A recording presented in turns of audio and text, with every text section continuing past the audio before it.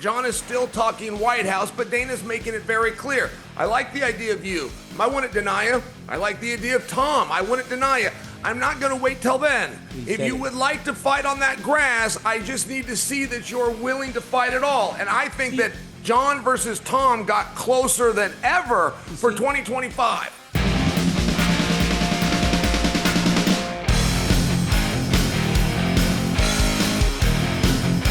What's happening, guys? Welcome to another episode of Good Guy, Bad Guy. I'm Chael, he's Daniel, and you're all in luck because we're talking 318, partner. Where do you want to begin? How great New Orleans was. That's what I want to start with, like how great being in Louisiana was for me. All week I was smiling about how great of a week I was having in terms of a fight week. It was amazing being home, and it was amazing to watch how, one, Dustin Poirier got the love. Two, how gracious Max was all week in deference to Dustin Poirier. Even after defending the BMF title, he goes, hey, I'm going to say this, then I'm getting out the way. And then when things wasn't loud enough, he goes, y'all better get louder for this dude that's laid it all on the line for y'all so many times. It was amazing fight week. But I'm happy to be back in California, happy to be back home. But man, to hear Dana say, I love New Orleans and we're going to be coming back sooner, amazing.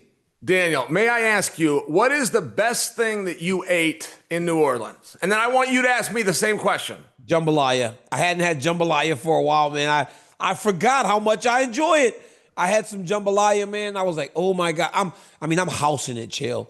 Dude, I walked down the street one night. I was eating a dinner and I'm full. I'm so full. I needed to let the world know how full I was after that meal. It was crazy. It was this smorgasbord of steak and sweet potato, and it was amazing. All right, so Glenn had agreed to take me to breakfast if I could meet Glenn's early time, which by my clock was 5-something in the morning. But I meet him. I'll make the call. We go over, and I tried grits. I've only heard of grits. I thought that was like a potato. Yeah, I would compare it more to like a cream of wheat or even a polenta. It's like a grain. Daniel, they put mine with scallops. Now, this is for breakfast. You wouldn't think of grits and scallops for breakfast. And then they put a really thin layer of gravy on the outside of the bowl. So you control your gravy content. Bite after bite. Dare I say the best breakfast I've ever had. Chael, gravy, shrimp, grits, scallops, grits. That's the real deal. We went and got some beignets. We had a good time. My son went. He was like, Dad, I miss Louisiana so bad getting to go there. It was an awesome time, and Dustin Poirier got the red carpet rolled out for him, as we spoke about time and time again. But ultimately, the night belonged to Max Holloway, Chael. Max Holloway once again proved why he is the BMF. What a performance. And outside of that moment where he got hurt in the second round, he fought really, really well. I agree with that. It's important to start with that.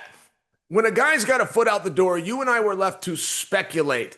Is Dustin fully in this? Can you be fully in it? When this match doesn't mean something in terms of your ranking, getting closer to a title shot, can you go all in? And I thought just the level of preparation of Dustin's body, when they did the face-off and he squared up, he was more lean, more ripped. I had a chance to talk to Kayla Harrison, who's his teammate and is in the practice room each day. And I just said, Kayla, tell me the truth. You saw what he used to do in preparing. Can he still do all of those things? Because I know as I neared the end, keeping up just in practice was a lot more challenging. Finding reasons to get a water break as opposed to doing some of the conditioning exercises, for example, was a lot more tempting. And she said, Chael, it's nothing like that. He could keep going. And she said, don't be surprised if he tries. Don't be surprised if he has this match and gets rejuvenated and asks for one more. And I just understood the attitude. But when he went out there, Dustin, he's in the third round. He's talking to Max. He's literally communicating with him. I cannot relate to that. A third round of a fight with that high of a pace, Daniel, I would have been saving every bit of air for my lungs and not to communicate. But I only share that going 25 minutes, being in the 5-round club, being able to push hard for 25 minutes is not something that represents a guy that's at the end of his career. This is truly a choice by Dustin. I respect it. I will go as far as to say Dustin Poirier and this decision is setting a good example for the entire locker room. Yeah, for people in the future of knowing when to get out. You know, we've watched Dustin do some great things, and we have with Max Holloway also. I thought he just did everything right last week on the other side of the coin. He never took offense to all the love that people were giving Dustin. He never was mad to be the guy that was chosen to be in that spot. He just kept his eyes locked on the prize, realizing that he's got a career to look forward to going forward. Now, Max Holloway's the BMF champion. He's the first person to successfully defend the BMF championship. Max Holloway is also a guy that points down to the center of the octagon with 10 seconds left. And it got me thinking. When he did it against Justin Gaethje and he was winning, we thought he was crazy. But it's something that he has done time and time again. After the fight, Dana White was asked about it, and so was Dustin Poirier. This is what they had to say. When you see Max do his point at the ground in the last 10 seconds, is there any part of you that thinks, just as a fight fan, like, you're going to have to stop doing this eventually? No, I go, oh, hell yeah. You know, me and my crew were talking about it earlier tonight before we came to the fights. Like, everybody acts like they want to do that. They don't want to do it. Max is like the only guy that actually wants to do that. And it's one of the million reasons why people love him. I wanted to do it, you know. That's why I kept looking up at the clock. I said, when are we doing this? Yeah, you saw me looking at the clock a few times. I'm like, well, okay, that's 25 seconds left. I said, not time yet. Then we pointed down. I said, okay, I oblige. And then he hit me with a few shots. And I said, okay, we're going to wrestle a little bit. Let me clinch up. There's only 8 seconds left. I think Dustin might have made the right decision and said, hey, I'm grabbing this dude because no one's as comfortable in those situations as Max Holloway. Dustin Poirier said, are we doing this? I looked at the clock. Is it that time yet? I was happy to oblige. That's poetry right there. That's absolute poetry. And you know what, partner? I saw those turkeys looking up at the clock. And it was Max more than Dustin that I caught. Max actually turns and looks at the clock, and then he doesn't do it. We thought it was 30 seconds in. I'm watching it with a room of people, Dominic Cruz being one of them, and Dominic convinces us, no, we thought it was 30, but he actually does it with 10 seconds left. And so it was one of these things where just as a viewer, we're hoping the whole time for the big point down. Now, I never saw him do the point. He must have said something because I did see where they planted their feet, and Max hit that shoe shine. And to hit his shoe shine like that, with that little of time left, with so much on the line, I mean, again, Daniel, this is what dreams are made of. I could not have performed that in the moment. It would be something I could talk about ahead of time, but not in the moment. I thought from an entertainer aspect, there's a reason that young man is a BMF, and that right there is your answer. Chael, it also got me thinking this. Dustin Poirier admitted to us, hey, he hit me with a few shots, and I said, nope, we're wrestling, right? Justin Gaethje didn't do that. Justin Gaethje, Dana said not many guys want to oblige to him fully on those terms. Justin Gaethje did it, though. Justin Gaethje said, I'd rather go I'll get knocked out. And this is no knock on Dustin. I thought Dustin made the right decision because Max, he's very comfortable there, and he's a very good boxer in close. What does that say about Gaethje, though? In Gaethje's mindset, that he recognized, hey, I'm behind. I'm just going to fight this dude. Either I'm going to knock him out, which he came very close to landing. He was like this close with a right hand that missed Holloway before Holloway hit him, to him getting knocked out in the way that he did. But my larger response to you would be the excitement that you have towards the BMF, because I share that excitement, and I do fear that the BMF is not going to rear its head up as often as we would like. There was a fear that if Dustin had grabbed it and retired, that we'd never see it again. Now there's talk. John Anik kind of started this, that no, let's keep doing the BMF, but for special occasions. I want to go further with it. You have a title, Max. People are calling you out for that title. People want that title. The underappreciation and the underestimation by the company towards the BMF, people love it. I love it. I just want to speak to that because we got some of them. Cowboy says he's coming back. He qualifies. George Masvidal darn sure qualifies. Nate Diaz is floating out there somewhere. Conor McGregor goes into the category of BMF far before he goes into world title. I'm only suggesting for you, let's get a category and let's actually play this thing out. I don't think I'm going to get my way, but why wouldn't I? Every time we put this belt up, it's made for a special night. I would like to remind the second floor at the UFC at least of that. I just saw you say Conor McGregor, man. Conor McGregor be on some crazy stuff right now. I saw him dancing. Conor McGregor is crazy, man. Can you do the Conor dance? I do that Can dance. you do that man. Conor dance? Conor McGregor is crazy, dude. He had his own thing going, man. It's crazy. That was his own dude. thing. Every time He somebody threw a been- wave at the end of the dance. He threw a Dude. wave into it. That was crazy. You got to be a confident man to dance that confidently Hey, and not if really we're- have the ability to dance. Partner, if we're over here name dropping, can I give you one more? Because I could not watch that fight without constantly being reminded just how special Ilia Topuria is. I mean, it was the Yeah. one thing I couldn't get away from. That's it. how No matter good Max what, is, right? no matter what those boys did, and they did a lot and they gave us a lot, I just kept thinking, and Ilia would not have a problem with either of them. I mean, that's mind-blowing to me. This guy's Yeah. got sledgehammers. Old No, Ilia yeah. doesn't need to dance, man. He just needs to throw these. It's kind of crazy how good Ilya did against Holloway and how good he did against Charles and everybody else that he's fought. Honestly, he's gotten more dominant as time has gone on. But yes, you do think about like, man, this dude is special. If he did that to this guy, because Max is just as good as he was before. He's not slowing down. Right. He's not getting worse. He's actually getting better. Can I ask you real fast before we move on? I'm getting the sense you want to move on from this BMF, but did you agree with the decision? When the decision came in, were you surprised? No, I wasn't surprised. So here's why. Here's why. And I can see Dustin's frustration because when he said he looked at the scorecards and the judges were scoring different rounds for him. That's where guys get pissed off. And I understand that.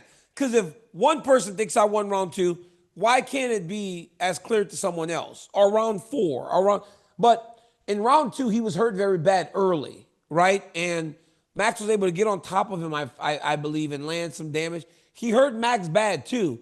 Problem with when he hurt him was it was so late in the round that he didn't have enough time or as much time to show that dominance as Max got. But honestly, a judge gave him that round. Other judges didn't. I get it. I'm okay with 3-2. I'm okay with 3-2 across the board. 4-1 was a little bit of a stretch, I thought, but I can see where Max won round 1. I can see where a judge could have given Max round 2. I can see where a judge could have given Max round 5. And then you got to find just one more round in there where a judge could have given it to Max. I thought the right guy won. And at the end of the day, it doesn't matter what the scorecards say. I do believe that the right guy won the fight. I do think it was a closer fight. I thought it was 3-2 Holloway. Dana White has told our judges through the media for decades now, you score what you see. Don't worry about any of the rest of the politics. Do not ever think you're scratching my back. And I only share with you, like in the old school boxing world, they'd have given that to Poirier. Just because it was in Louisiana. It was close enough. It was enough. And we're going with the hometown guy. It was the right call. Max won that fight. I was not completely confident that he would win the decision. I knew that he had won the fight. Is he going to win the decision? I think those judges, while it was a little over the place, I think they did a very good job at the end of the night. Hold on a second.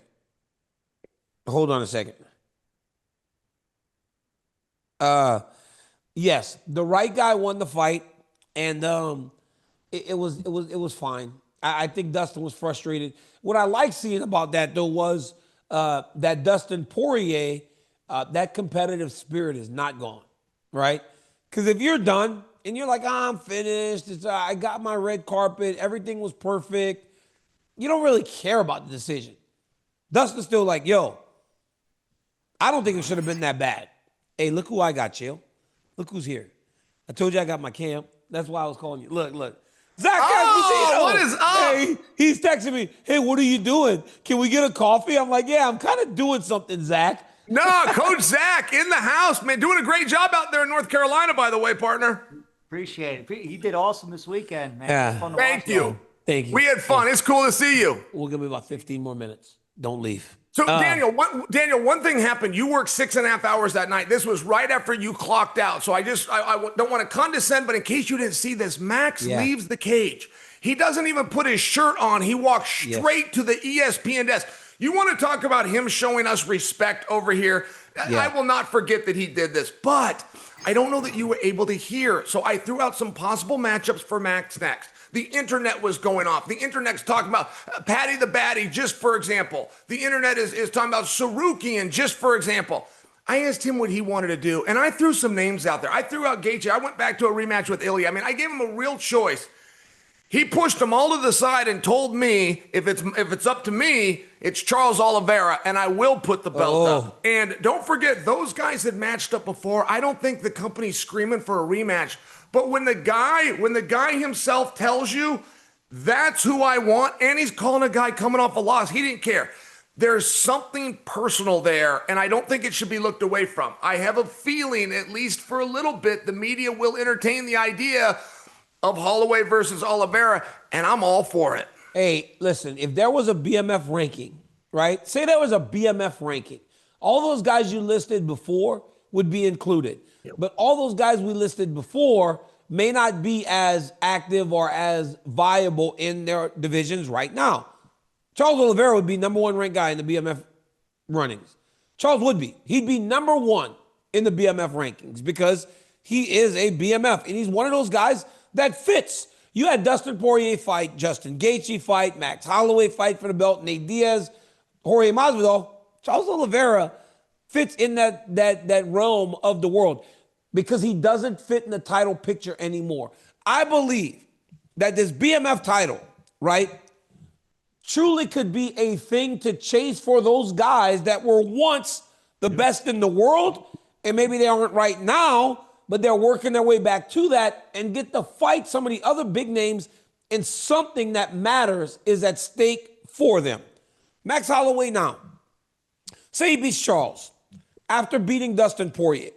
Now we can legitimately make a claim that he should fight Ilya Topuria again for the UFC Lightweight Championship. Max Holloway is 33 years old only. We've seen him for a long time, but it doesn't make him any older. I love the BMF title. I think there should be a ranking for the BMF championship. And I believe that right now, we have the greatest BMF champ, a BMF championship that we could have never imagined we would have, because we never thought we'd have a guy that's so good carrying that championship at a time in his career where he's not done. Max Holloway is not over the hill. He's just a guy that had to get back on the horse after losing to Volk and then Ilya Topuria. And Daniel, do you remember the purgatory that Max found himself in? I mean, if we just go back a year, what can you do with Max? You can't championship match him, even though he's clearly the top guy, because Volk had the belt and he'd already been in there 3 times. He's not a 55-pounder, so we could go ahead and move him up. I mean, when UFC 300 came around, which turns out to be like the greatest match anybody's ever seen, Justin didn't call for the match. Max didn't call for the match. The audience didn't call for the match. The UFC went unilaterally and booked what turned out to be the saving grace to Max. It brought him back into relevancy. It gets him the highlight reel of all time, qualifies him to go for the very 45-pound title now that there was a mix-up with Topuria and Volkanovski, returns him to 55. And by the way, as much as we're talking about how great Dustin fought, and he did, why did he lose? I mean, we are confronted to answer that question. He's fighting the same guy that he's already beaten twice. What was different? And Daniel, I feel I have the answer, and I feel it's very simple. He never fought Max when Max was a lightweight. He fought Max when Max was a featherweight competing at lightweight. I thought the physicality, the pure physiology, the pure size of Max Holloway was different. I watched these guys, whether it was at the stare down or when they came to the center for their final instructions. Max, by my eyeballs, was clearly bigger.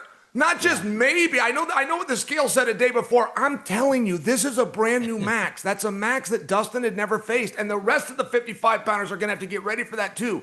This is not a little boy bouncing up anymore. This is a former featherweight who's ingraining himself into the division. Yeah, absolutely. Max Holloway special, man. Love the guy. And honestly, one of the best human beings you'll ever meet in your entire life. Just a super, super great person.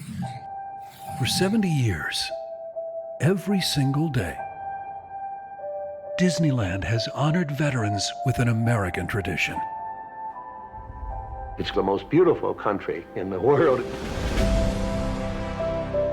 Disney is dedicated to the ideals and the dreams that have created America.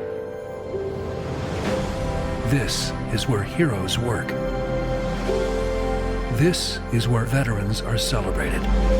Thank you, Walt. I'm delighted to be here for this happy occasion. This is Disney.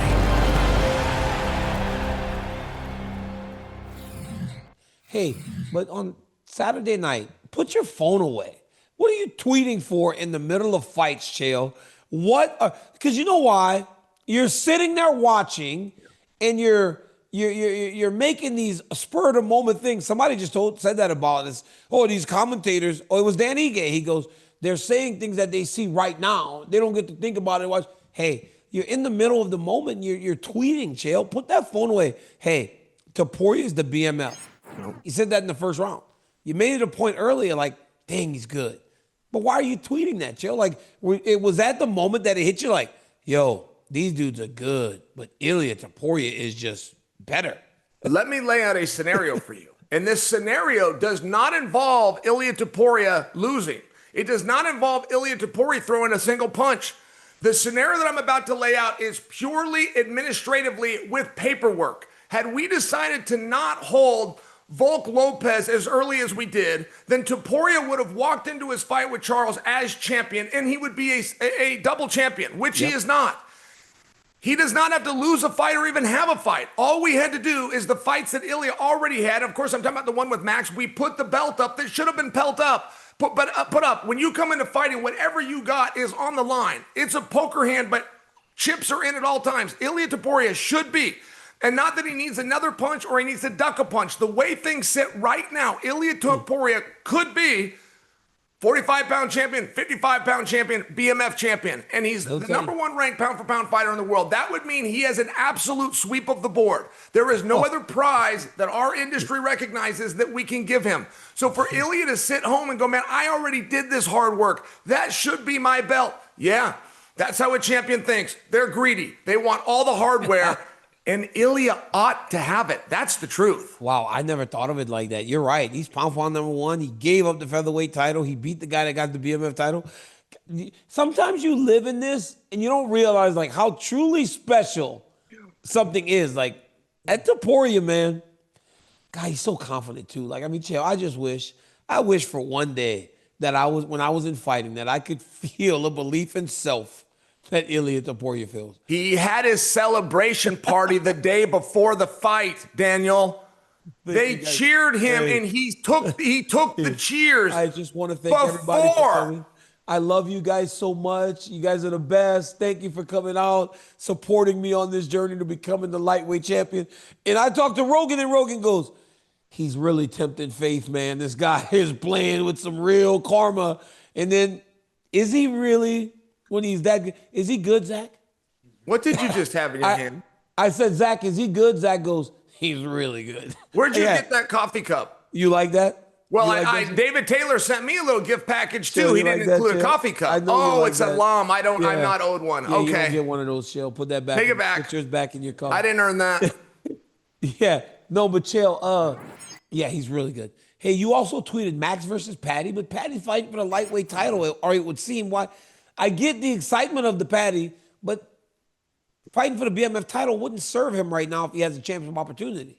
Little young, right? Little young, and I hear what you're saying. I mean, that BMF is a certain category, and he's well on his way. Daniel, I don't know if Patty's getting it. I mean, unless you're breaking news to me. No, I'm not breaking. Don't try to do that. Yeah. Don't you dare try. That's your job on this show. Every now and then you hear something and it comes out. I would understand that, but I feel the winds are blowing towards Saruki, and that's just what I can feel. Oh, really? And my solution, at least within the moment of 280 characters or less, was to still get Patty the title fight. If people think he should have a title, 155 is very lucky right now. They got two belts. Yeah. And it was kind of a knee-jerk reaction. I do realize with a couple days that we're not going to get Patty Max, but I did float that idea right to Max. I wanted what Max would say, because most of the veterans like Max are in a habit of just doing this to Patty. They're just in the habit, he's a new young guy. He's not.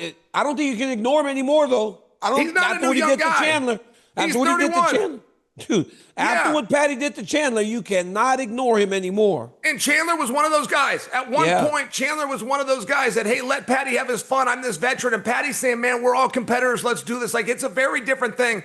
And my real goal was to try to get something meaningful for Patty. And my overwhelming objective was to take Max's temperature in that moment. Do you still brush off Patty? And Max did not. He was not disrespectful to Patty at all. He did answer the question, which is, if I have my choice, I got unfinished business with Oliveira. You're good for that. You're good for that. I'm going to check the temperature.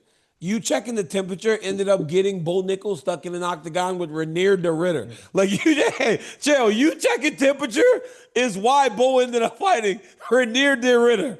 You got to stop checking temperatures of the room, man. You end up getting one of our guys in there with someone he's not supposed to be in there with. Come on, Chael. Stop checking the temperature of these groups, please. Patty versus Max is fascinating, though. That really is an interesting match. It's kind of hard to believe isn't going to get made at some point. At some point it will, because I think Patty's going to be around for a while. Hey, before we go, Chael, I got to talk to you about this. So Jon Jones said, I'm back in the testing pool. I'm going to the White House. He was excited. It was something that gets him fired up. He said he needed to fight for something that meant more, and fighting for our country would be amazing. And he wants to put, I told you, Chael, if I needed somebody to go to the White House to get a dub as an American, I'm sending Jones. So Jones is like, we're aligned for the first time. Then Dana throws cold water on it, man. Dana throws cold water on it on Saturday, saying, I can't risk putting him in big positions in a big spot and have something go wrong, especially the card on the White House. What did that make you hear? What did that make you feel when you heard that? And then I'll tell you what Jones said in response here in a second. Dana White is the best CEO in America. Your children will read about him from textbooks when they get to college, and he was doing nothing more than negotiating. Yep, put them right in his place. If you look at what he did and how well he delivered that line, and it got a very quick response to Jon, and Jon is still talking White House, but Dana's making it very clear. I like the idea of you. I wouldn't deny you. I like the idea of Tom. I wouldn't deny you. I'm not going to wait till then. If you would like to fight on that grass, I just need to see that you're willing to fight at all. And I think that Jon versus Tom got closer than ever for 2025. See, Chael, that's the problem, though. That's the problem. He can't fight before. Because if he fights Tom before, it'll be over. He'll start doing that again. You need to keep that big fight. Or if he doesn't want to fight Tom, you need to give Tom time to get beat for Jones to come back. I don't know. But I think that him fighting Tom before is not, we've been doing that for a year and a half now. I don't think he's going to do it. I think that he needs to wait. But Dana also said, Jon versus Aspinall as the main event is something that interests me. But then he starts thinking about it and goes, yes, I can't really use him. I think that's exactly what he did, is what you said. Like, hey, this dude, we'll do it in public. Just like Jon Jones goes, I want $30 million to fight, negotiating publicly. Dana's publicly going, we can do this thing without you. And we're intending to do it without you if you don't get in line and show us that things are going to be better. But Jones said, hey, I was a little bit disappointed. I'm still in the UFC drug testing pool, staying sharp and continuing to train like a professional. I'll be ready for whatever comes next. So what happened to retirement? Before I thought the White House was the thing that was going to get him back, but it sounds like now he's just going to fight Chael. I know you message him. I know you text him. What have you guys, don't laugh. What have you guys been talking about in regards to you and your friend's career? All right, so my closest in is one of his inner circles. And listen, they didn't have a major inside scoop. They're saying what you see is what you get. He does not want to risk it. That protected record to Jon inside does mean a lot to him, and he does see some special challenges with Tom. I think that's okay to say publicly, and I don't think that damages Jon at all to compliment and put somebody else over. I do also see what I believe your larger point was, which there's one fight for Jon, and even if we use our imaginations a year from now, there's still only one fight for Jon. And that is a little bit problematic. It's not just a matter of you willing to come back to show that you won on that White House lawn. If I bring you to the White House lawn, when we fade to black and roll the credits, is the last thing you're going to say is, I'm done, I'm retired, and now I've screwed you for the belt again after taking out your top guy. I mean, there is some real chess that's being played here. That's the problem. Yeah, but that inside scoop on Jones, man, inside scoop says what he's telling the public is real. And by the way, I'm well aware that he's not doing his own social media now, but whoever is really is doing a great job. Sometimes it angers me. Sometimes it's a troll job. They did one the other night where he spoke in the third person and he misspelled Jon. He put an H in there. So I'm well aware that he's hired somebody, but that person is this is my favorite version of Jon I've seen so far. I told Kamaru Usman, I love when he's like evil Jon Jones. Like, he just don't really care, because at the end of the day, why should he care? I mean, If you just win all the time. You remember when we had this idea that Islam Makhachev should just be like Darth Vader, essentially going, I'm going to beat your best fighters and there's nothing you can do about it. There's nothing you can do about it and I'm just going to smash him. I like when Jon Jones does that because there are very few people that can because they've beaten everybody. The Islam tour of taking black belts back. That for me, from a market, remember when Islam was saying that we give black belts out too easy. Yeah. I wanted Islam to go on a tour of collecting black belts. I feel like that would have been marketing gold. I told Islam once, I said, but he has tremendous wrestling. He goes, who said? He goes, who said? Who said? Who said this? It's so funny though. Who said this?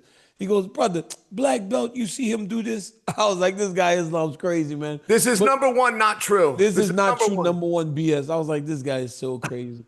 Chael, but the history of Jon Jones, like him not doing it, is why Dana said that. Yeah. But ultimately, and I just got to speak truth, in more cases than not, he has shown up, right? In more cases than not. Since that happened with you, he has shown up. So he didn't, when him and I were supposed to fight UFC 200, it didn't happen.